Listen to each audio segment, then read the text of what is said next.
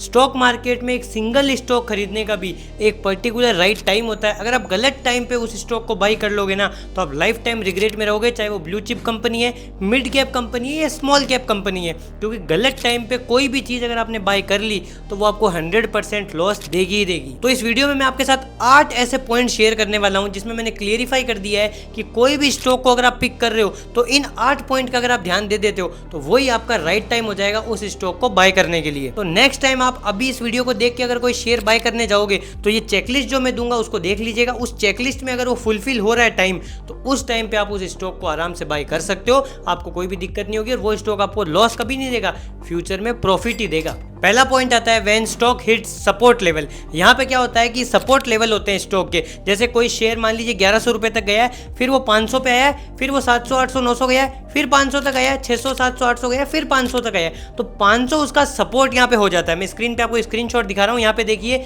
ये यहाँ पे जो लाइन बनी हुई है ना, जो मैंने सर्कल करके दिखाया है, ये इस स्टॉक का यहाँ पे सपोर्ट है। कोई भी आप स्टॉक बाय करो, जैसे मान लीजिए आप यहाँ पे बाय करने जा रहे हो टाटा मोटर्स को और आपको प्राइस उसकी दिख रही है भी 684 690 या 700, जब भी आप ये वीडियो देख रहे हो, लेकिन वो 1100 रुपए तक गया है। तो आपको ग्राफ में उसके चार्ट में ये देखना है कि उसका सपोर्ट कहाँ पे है। क्या पता वो 700 से बार बार बाउंस बैक हुआ है, तो अगर आपको 600 में मिल रहा है तो एकदम परफेक्ट टाइम है, एकदम परफेक्ट प्राइस है, आप उसको खरीद सकते हो। लेकिन अगर वो 1100 तक गया है और वो 800 पे आके बार बार अप डाउन हो रहा है और अभी वो आपको लगभग 1100 पे मिल रहा है, तो वो थोड़ा सा ऊपर आपको मिल रहा है। अगर आपके पास फंड है, आपको वो स्टॉक चाहिए ही चाहिए, तो आप खरीद सकते हो। लेकिन आप थोड़ा सा वेट कर सकते हो कि वो थोड़ा और नीचे आए तो मैं उसको खरीद लूँ, बाकी वो शेयर तो ऊपर जाने ही वाला डेफिनेटली। लेकिन सपोर्ट लाइन से आपको ये पता चल जाता है कि इसके नीचे तो ये नहीं जाएगा, लेकिन यहाँ तक आया हुआ है तो मेरे को यहाँ पे अच्छी अपॉर्चुनिटी मिल रही है, तो मैं इसको अभी खरीद लेता हूँ। दूसरा पॉइंट आता है फॉलो आरबीआई अनाउंसमेंट। यहाँ पे आपको हमेशा आरबीआई के अनाउंसमेंट पे ध्यान रखना पड़ेगा। देखिए छोटी मोटी न्यूज़ तो डेली आती है, 2% 5% तो हर छोटी न्यूज़ से भी शेयर ऊपर नीचे हो जाता है। लेकिन आरबीआई की जो अनाउंसमेंट आती है ना,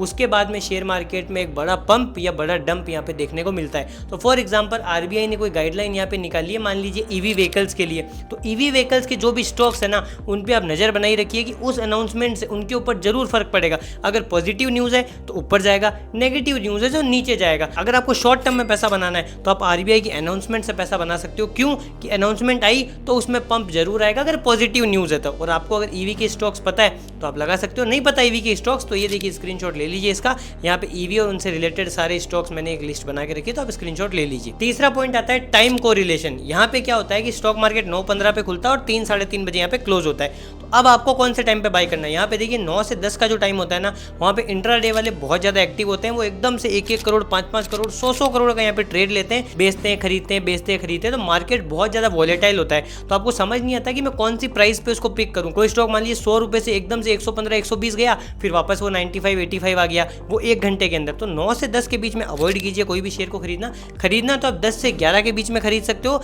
या फिर 130 से 230 पे खरीद सकते हो, क्योंकि 12 बजे के आसपास भी बहुत सारे लोग इसमें अप डाउन करते हैं। ये देखिए एकदम वो नहीं है कि एकदम मैंने बोल दिया तो उसी टाइम खरीदना है। एक क्लियरिफिकेशन मैं आपको दे रहा हूँ कि 9 से 10 के बीच में बिल्कुल मत लीजिएगा, और 2:30 से 3:30 का जो टाइम है उसमें मत लीजिएगा, क्योंकि मार्केट जब खुलता है और जब बंद होता है ना तो बहुत ज़्यादा अप डाउन वॉलेटाइल होता है मार्केट। तो आपको वहाँ पे सही प्राइस में स्टॉक नहीं मिलेगा, या तो आपको बहुत ज़्यादा महंगा मिल जाएगा या बहुत ज़्यादा सस्ता मिल जाएगा। सस्ता मिल गया तो फायदा है, लेकिन महंगा मिल गया तो नुकसान है। तो 10 से 11 बजे के बीच में या फिर 130 से 230 के बीच में आप शेयर को ले सकते हो। चौथा पॉइंट आता है अपडेटेड टू न्यूज़। यहाँ पे देखिए क्या होता है, आपके पास जो स्टॉक्स है ना या आप जो खरीदने वाले हो उनकी न्यूज़ के ऊपर आपको नजर रखना पड़ेगा। तो ये 4 वेबसाइट है जो मेजरली यहाँ पे इन चारों वेबसाइट्स में अच्छी न्यूज़ आती है और उन न्यूज़ से स्टॉक मार्केट में फर्क पड़ता है। तो ये चारों वेबसाइट पे आप नजर बनाए रखिए, रिफ्रेश करते जाइए। कोई भी पॉजिटिव न्यूज़ आ रही है तुरंत उसका इंपैक्ट वहाँ पे आएगा, तो उस समय आप शॉर्ट टर्म में पैसा बना सकते हो। 5वां पॉइंट आता है always updated to global news. यहाँ पे देखिए अभी ट्रंप वाला मामला चल रहा है, तो ट्रंप कोई भी चीज़ पे यहाँ पे अगर कोई भी टैरिफ लगा रहा है या कुछ भी परसेंटेज बढ़ा रहा है स्टील पे, कोई भी चीज़ पे,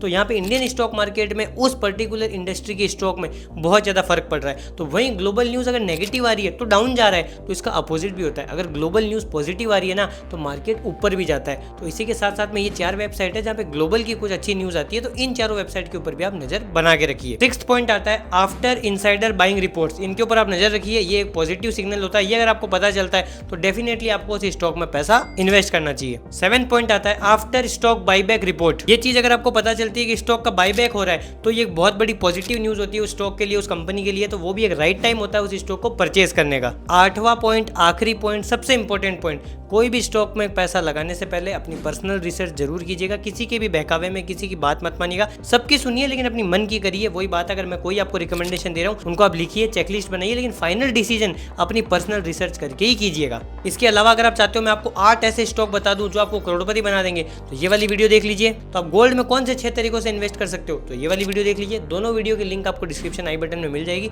मैं आपसे मिलता हूँ एक नई वीडियो और एक नए टॉपिक के साथ, तब तक के लिए जय हिंद, वंदे मातरम।